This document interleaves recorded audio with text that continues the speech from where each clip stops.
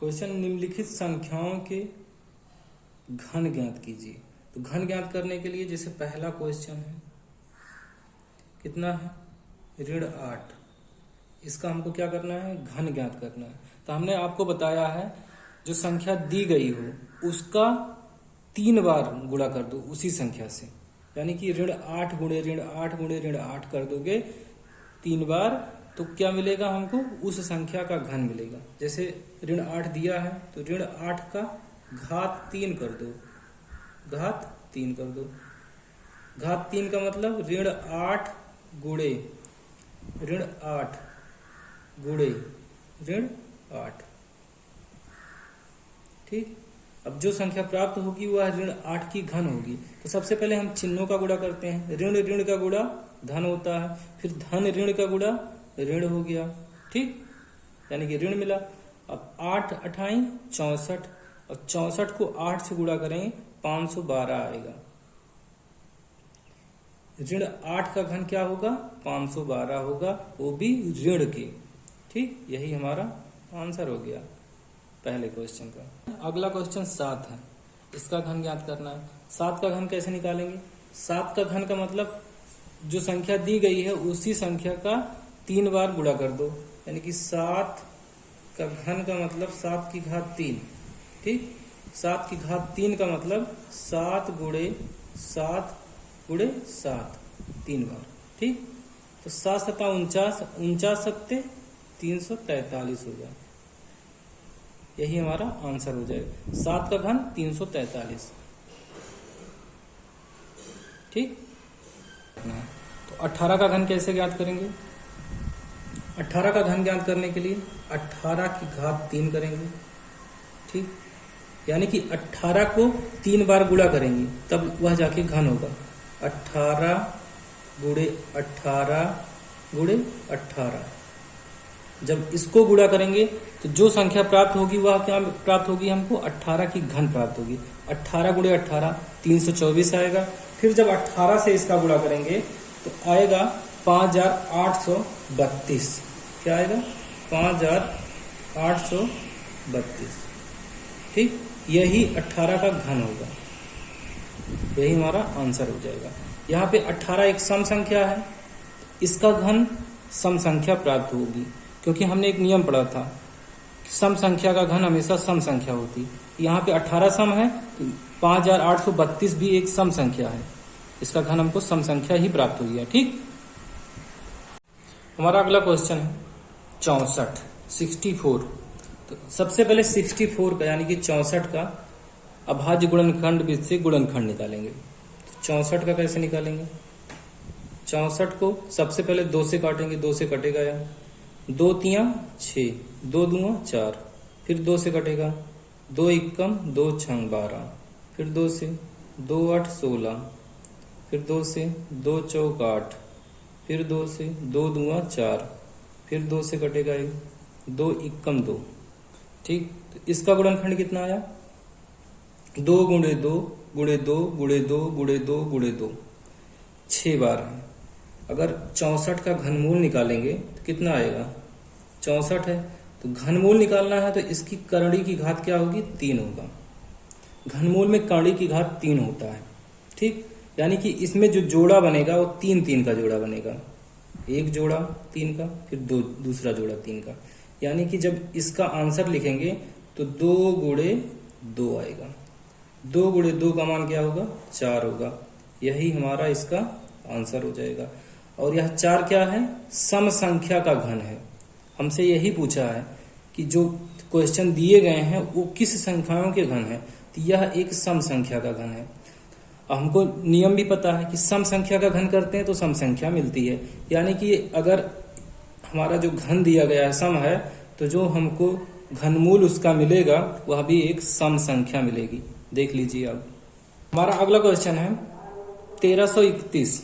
इसको चेक करना है 21 संख्या का घन है, यह एक विषम संख्या का घन है कि सम संख्या का घन है कि ऋणात्मक संख्या का घन है।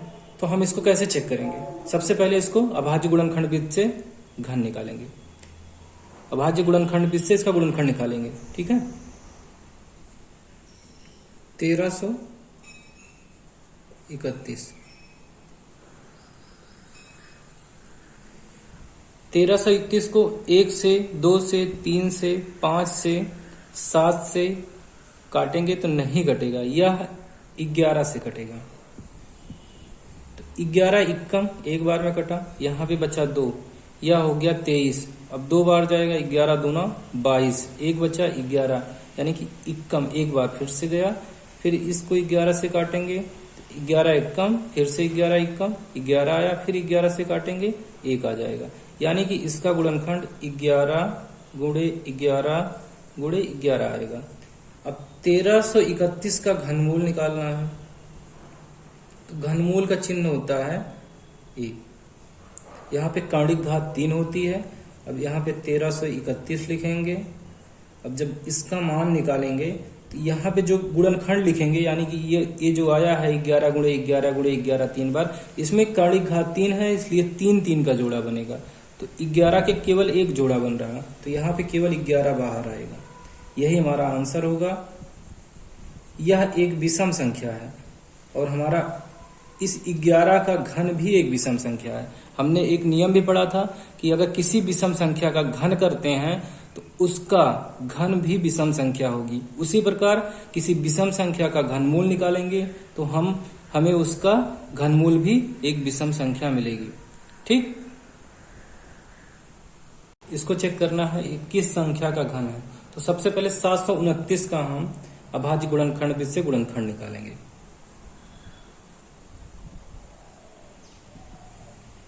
इसको चेक करेंगे किससे कटेगा, या 3 से कटेगा। 3 से काटे, 3 दूना 6, 12 हो गया, 3 चौके 12 और 3 तिया 9।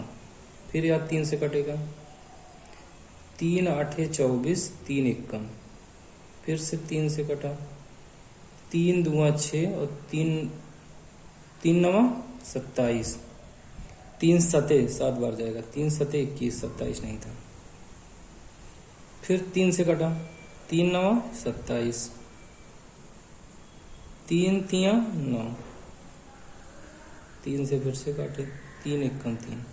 तो हमको पता है जैसे कि ऋणात्मक संख्या का अगर घन करते हैं तो हमको क्या मिलती है, ऋणात्मक संख्या मिलती है। उसी प्रकार से किसी भी ऋणात्मक संख्या का घनमूल निकालेंगे तो वह हमको ऋणात्मक संख्या ही हमेशा मिलेगी।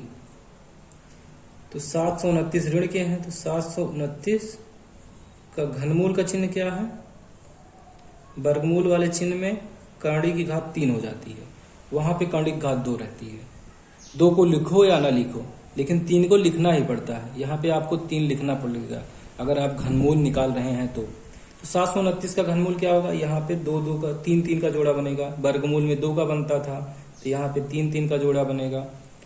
तो इसका घनमूल क्या होगा, ऋणात्मक संख्या है तो यहाँ पे ऋण आ गया और जोड़ा 1 3 का जोड़ा यहाँ से और दूसरा तो 3 गुणे 3 हो जाएगा। अब इसको गुणा कर लेते हैं, 3 तिया 9 हो गया, 9 है तो ऋण 9, इसका आंसर ऋण 9 हो गया। यानी कि ऋण 9 का अगर घन करेंगे तो ऋण 729 हमको मिलेगा। यही हमारा आंसर है। ठीक, दिए गए संख्याओं में से आप चेक करिए कि कौन सी संख्या एक पूर्ण घन है। तो हम कैसे चेक करेंगे, सबसे पहले जो संख्याएं दी गई है, जैसे इसमें दिया गया है 516, तो इसको हम चेक करेंगे, अभाज्य गुणनखंड विधि से इसका गुणनखंड निकालेंगे और इसमें 3 3 का जोड़ा बनाएंगे। अगर 3 3 के पूरे पूरे जोड़े बन रहे हैं तो यह संख्या एक पूर्ण घन होगी। अगर जोड़ा नहीं बनेगा तो यह संख्या पूर्ण घन नहीं होगी। तो सबसे पहले क्या करेंगे, 516 का गुणनखंड निकालेंगे अभाज्य गुणनखंड विधि से। तो 2 से कटेगा, 2 से काटे, 2 दूना 4, 2 पंचे 10 और 2 अठे 16।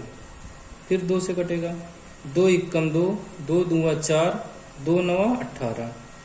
अब इसको चेक करेंगे 3 से कटेगा कि नहीं, तो 3 से कट जाएगा, 3 चौक 12 और 3 तिहाई 9। अब इसको चेक करेंगे, यह कितने से कटेगा, 3 से तो नहीं कट रहा है।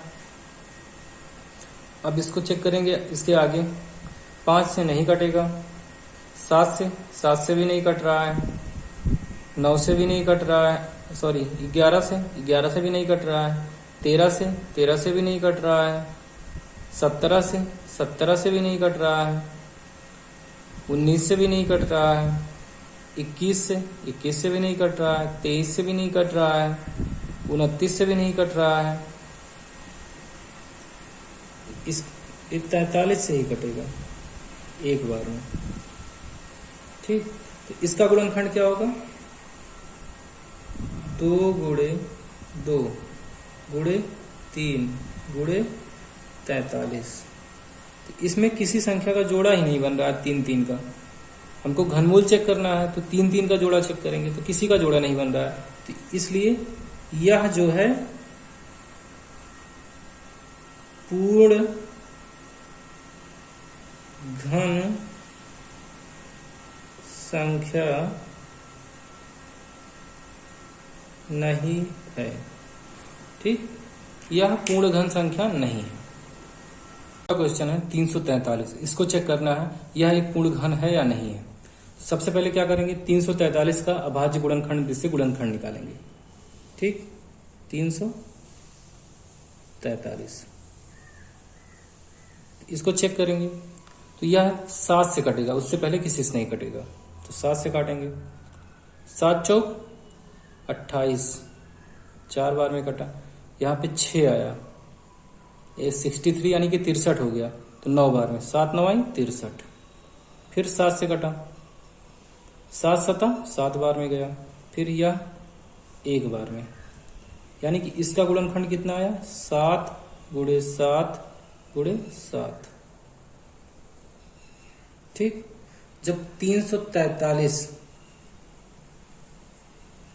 का गुणनखंड कितना आ रहा है? 7 गुणे 7 गुणे 7 आ रहा है। ठीक, यानी कि इसका जोड़ा बन जा रहा है, पूरा एक जोड़ा बन जा रहा है। 3 संख्याओं का जोड़ा बन रहा है, 7 गुणे 7 गुणे 7। यहाँ पे 3 का जोड़ा बनाते हैं तभी घनमूल चेक होगा। तो एक जोड़ा बन जा रहा है, इसलिए यह संख्या जो है 343 क्या है? पूर्ण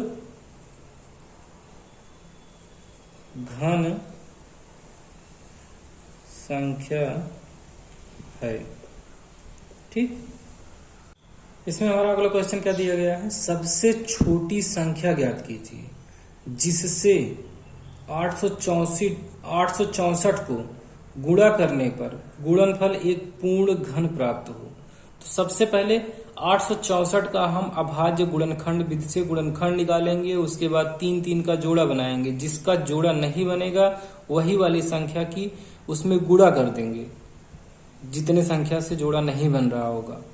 ठीक है, वही संख्या हमारा आंसर होगी। तो सबसे पहले क्या करेंगे, 864 का अभाज्य गुणनखंड विधि से गुणनखंड निकालो।